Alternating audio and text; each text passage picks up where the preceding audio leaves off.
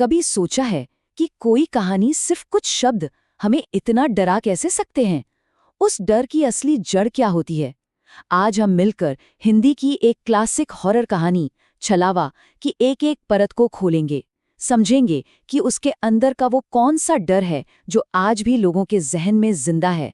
तो चलिए उस खौफनाक बरसाती रात की गहराइयों में उतरते हैं। और कहानी की शुरुआत होती है इसी मनहूस किंवदंती से। देखिए, ये सिर्फ एक चेतावनी नहीं है, ये तो एक तरह से उस जंगल का नियम है।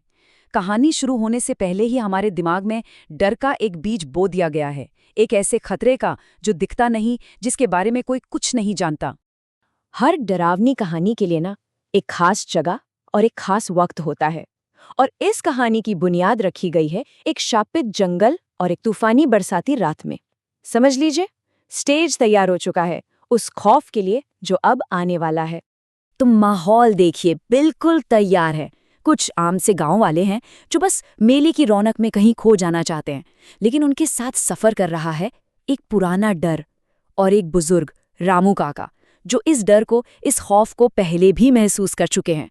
यही वो किरदार और माहौल हैं जिन पर डर की पूरी इमारत खड़ी होने वाली है।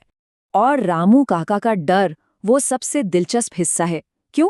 क्योंकि ये कोई अनजाना खौफ नहीं है, ये एक भूली बिसरी याद है जो अचानक लौट आई है। और यही चीज उन्हें उस कहानी की सबसे सच्ची, सबसे भरोसेमंद आवाज बनाती है। वो जानते हैं कि इतिहास खुद को दोहराने वाला है। और बस कहानी अब उस मोड़ पर आ पहुंचती है जहां से पीछे हटने का कोई रास्ता नहीं बचता। यहीं से हालात बिगड़ना शुरू होते हैं और हमारे किरदार धीरे धीरे एक ऐसे अनदेखे जाल में फंसते चले जाते हैं जहां उनका खुद पर से काबू ही खत्म होने लगता है। सोचिए, ये सिर्फ कुछ घटनाएं नहीं हैं, ये एक जाल है, एक ऐसा क्रम जो हमें दिखाता है कि कैसे गांव वालों के बचने के सारे सारे रास्ते एक एक करके बंद किए जा रहे हैं। अब वो अपनी मर्जी के मालिक नहीं हैं, उन्हें कोई अनदेखी ताकत एक खास दिशा में धकेल रही है, और उन्हें अंदाजा तक नहीं है कि वो ताकत है कौन। नहीं, ये सिर्फ बुरी किस्मत नहीं हो सकती। अब किरदारों को भी ये एहसास होने लगा है कि कोई अनदेखी, कोई बुरी ताकत है जो उनके साथ खेल रही है, एक ऐसी शक्ति जो उन्हें किसी भी कीमत पर इस जंगल से बाहर नहीं जाने देगी। और डर का यही वो लेवल होता है जहां इंसान खुद को सबसे ज्यादा लाचार, सबसे ज्यादा बेबस महसूस करता है। ये कहावत ये गांव वालों की भयानक मजबूरी को दिखाती है। मतलब उनके पास अब अच्छे और बुरे में से चुनने का ऑप्शन ही नहीं बचा। उन्हें चुनना है बुरे और बहुत ज्यादा बुरे के बीच, और वो मजबूर हैं उस रास्ते पर चलने के लिए जो उन्हें और भी गहरे अंधेरे की तरफ ले जाएगा। कहानी का टेंशन अब और बढ़ जाता है, क्योंकि अब एंट्री होती है कहानी के मुख्य विलेन की। लेकिन वो सीधे हमला नहीं करता, वो आता है धोखे से। और यहीं से शुरू होता है असली दिमागी खेल, जहां भरोसा और शक, इन दोनों के बीच की लकीर ही मिट जाती है। अब आगे बढ़ने से पहले ये समझना बहुत जरूरी है कि आखिर ये छलावा होता क्या है। देखिए, ये सिर्फ एक भूत या प्रेत नहीं है, ये एक भ्रम है, एक धोखा जो आंखों के सामने सच का एक ऐसा जाल बुनता है कि उससे बाहर निकलना नामुमकिन सा लगने लगता है। और यहाँ कहानी एक बहुत ही क्लासिक हॉरर तरीका अपनाती है, एक ऐसा किरदार जो मददगार दिखता है लेकिन असल में खतरनाक है। वो बुढ़िया, उसका हर एक डिटेल सोचिए, उसकी वो गहरी आंखें, तूफानी बारिश में जलती हुई वो लालटेन, सब कुछ कितना अजीब और डरावना है, लेकिन फिर भी उस वक्त वो एक उम्मीद की किरण जैसी लगती है। और यही कहानी का टर्निंग पॉइंट है। रामू काका की हिचकिचाहट के बावजूद बाकी लोग अपनी हताशा में उस अजनबी पर भरोसा कर लेते हैं, और बस इसी एक फैसले से उनकी किस्मत पर मोहर लग जाती है। वो अनजाने में ही उस छलावे के जाल में और गहरे उतरते चले जाते हैं। तो अब हम पहुंचते हैं कहानी के क्लाइमैक्स पर, वो जगह जहां छलावे का असली खौफनाक चेहरा सबके सामने आता है। उन्होंने जो कुछ भी सोचा था, हकीकत उससे कहीं ज्यादा डरावनी और कल्पना से भी परे है। ये जो फर्क है ना, ये बहुत कमाल के तरीके से दिखाता है कि कैसे गांव वालों की उम्मीदें एक झटके में टूट जाती हैं। वो एक जिंदा दिल, शोरगुल वाले मेले की उम्मीद कर रहे थे, और उन्हें मिलता क्या है? एक डरावना, खाली सच, एक ऐसा सन्नाटा जो किसी भी चीख से ज्यादा खौफनाक था।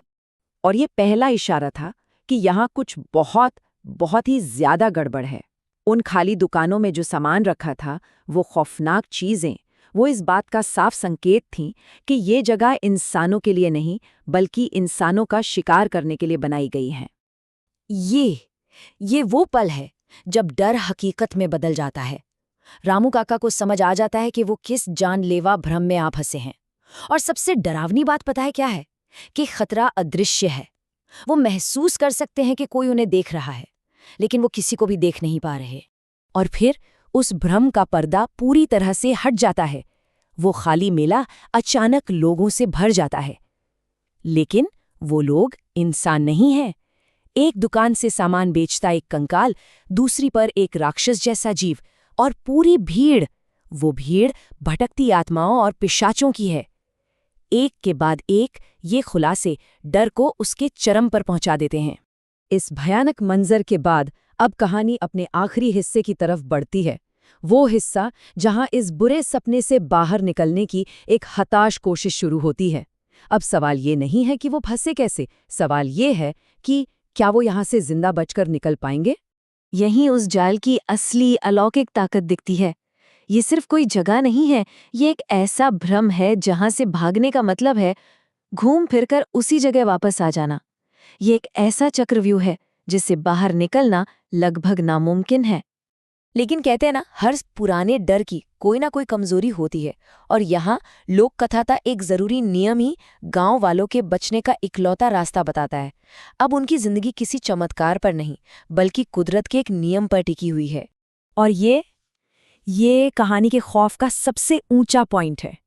हमले से ठीक पहले का वो एक पल जब सारी उम्मीदें दम तोड़ रही हैं और मौत साक्षात सामने खड़ी है, उनकी तरफ बढ़ती हुई भूखी आंखों के साथ। और फिर ठीक उसी वक्त कहानी के नियम के मुताबिक सब कुछ बदल जाता है। बारिश रुक जाती है और उसके रुकते ही वो पूरा श्राप टूट जाता है। आत्माएं, वो मेला, वो पूरा का पूरा भ्रम, सब कुछ एक पल में ऐसे गायब हो जाता है जैसे वो कभी वहां था ही नहीं। और आखिर में कहानी इस बात को पक्का करती है कि गांव वाले किसी चमत्कार की तरह बच गए। वो सबके सब बच तो गए, लेकिन वो मौत के मुंह से वापस आए हैं। और इसी बात ने उनके बचने को और भी ज्यादा हैरत अंगीज बना दिया है। और ये कहानी हमें एक सवाल के साथ छोड़ जाती है। एक ऐसा सवाल जो इसके खत्म होने के बाद भी जहन में गूंजता रहता है और हमें उस छलावे की ताकत के बारे में सोचने पर मजबूर करता है, जो क्या पता अगली बरसात में फिर लौट आए।